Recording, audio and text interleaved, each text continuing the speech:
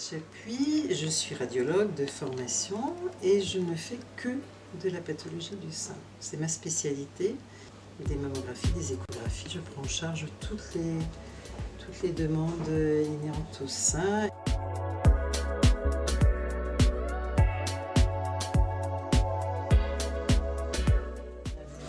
On vous met le sein en dessous et on vous comprime le sein. Le cancer du sein chez la femme jeune est très rare. Il faut savoir qu'il existe.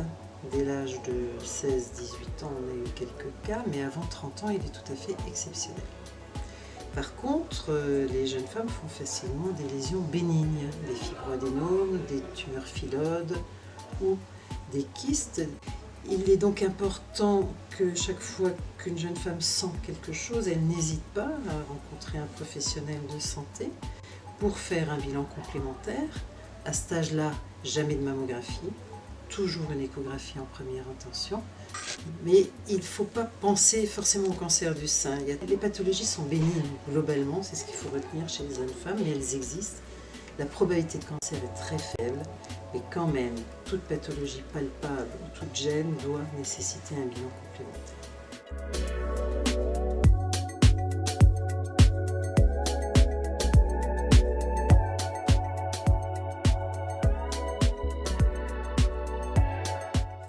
Des prédispositions génétiques dès lors qu'il y a 2 à 3 cas dans la famille ou qu'il y a une mutation génétique qui a été prouvée chez un membre de la famille. La surveillance alors réelle, systématique, commence dès l'âge de 25 ans. Donc dans les facteurs de risque génétiques, c'est le bilan à partir de 25 ans, IRM écho, à partir de 30 ans, IRM mammo écho. Sinon, c'est à partir de 40 ans que commence le vrai dépistage du cancer du sein.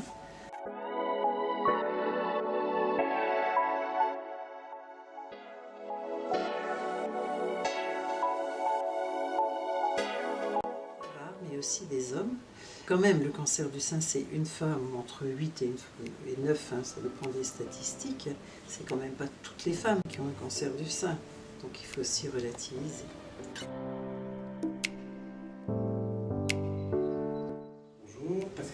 Je suis manipulateur en radiothérapie au centre privé de radiothérapie de Metz et je vais vous expliquer un petit peu comment va se passer la prise en charge d'un traitement du sein dans notre service. Vous allez arriver en premier temps voir le médecin pour une consultation qui va vous faire une prescription qu'on va reporter dans notre logiciel. On va vous faire un scanner pour préparer le traitement. La physique va s'occuper de préparer tout ça dans des conditions optimales. Puis on va faire le traitement pendant 25 séances avec une surveillance médicale tous les jours et pratiquement aucun effet secondaire à ce jour.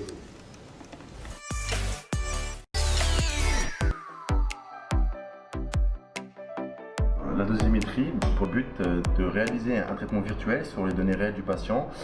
La deuxième étape donc est réalisée par le docteur, c'est-à-dire qu'il contourne les organes à traiter. Donc en l'occurrence, ce sera la glande mammaire, tout en épargnant donc les organes critiques qui sont le poumon, le cœur et la moelle. Voilà. Si l'on a bien traité les seins, sur chaque coupe du scanner, le volume rouge doit être inscrit dans cette courbe. Voilà. Donc, hormis ce volume, aucun autre organe est inscrit dans cette courbe, donc on a bien évité le poumon, le cœur et la moelle. Donc voilà l'appareil de traitement qui s'appelle le VMAT. On va vous installer exactement comme au scanner. Ces outils-là nous servent à faire des images pour nous repositionner par rapport au point de tatouage. L'appareil pendant le traitement tourne autour de vous. Ça dure à peu près 80 secondes et le tout dure à peu près 5 minutes. Voilà. On va reproduire la même position qu'on avait au scanner. On met les bras en arrière, on a une petite cale sous les genoux tout le temps pour le confort et surtout confort et ça va rendre le dos droit, ce qui va faire que le patient ne bouge pas.